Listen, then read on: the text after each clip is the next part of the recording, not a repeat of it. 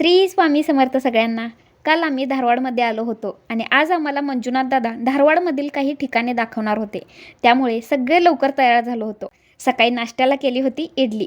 सगळ्यांनी पटापट इडली खाऊन घेतली आणि आवरून हे तिघे भाऊ बघा कसे कटात बसले आहेत।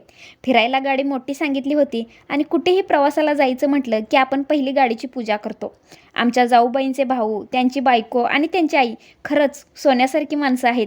आमचे खूप खूप काळजी घेतली।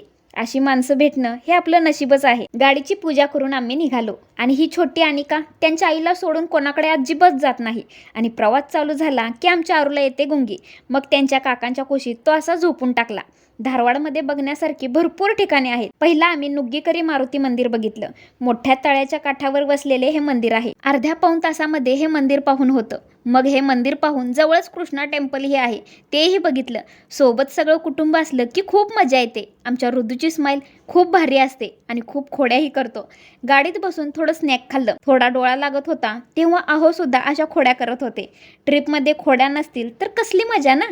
आणि आईबाबांचं दुसरं रूप म्हणजे मोठी बहीण आमची साक्षी सगळ्या भावंडांना खूप छान सांभाळून घेते।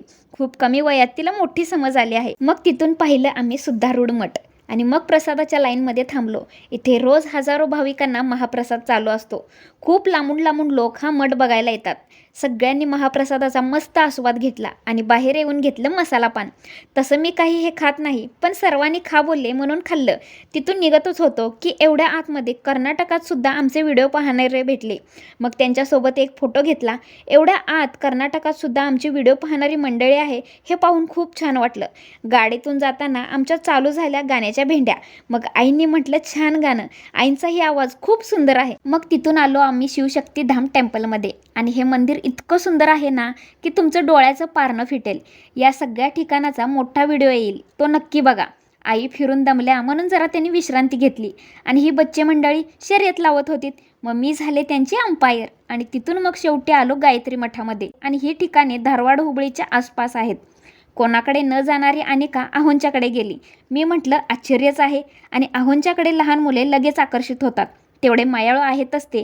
मग ही सगळी ठिकाणे बघून आम्ही निघालो घरी आल्यावर बाळूदादा आणि स्नेहलताईंनी जेवणाची जबाबदारी घेतली होती आणि बाळूदादा इतका छान स्वयंपाक करतात ना की हाताची बोटीही खावीशी वाटतात।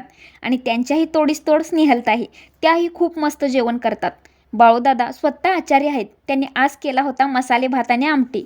मंडळी, धारवाडमधील सगळ्या बघितलेल्या ठिकाणांचा मोठा व्हिडिओ नक्की बघा, त्यात सगळी ठिकाणे व्यवस्थित दाखवली आहेत।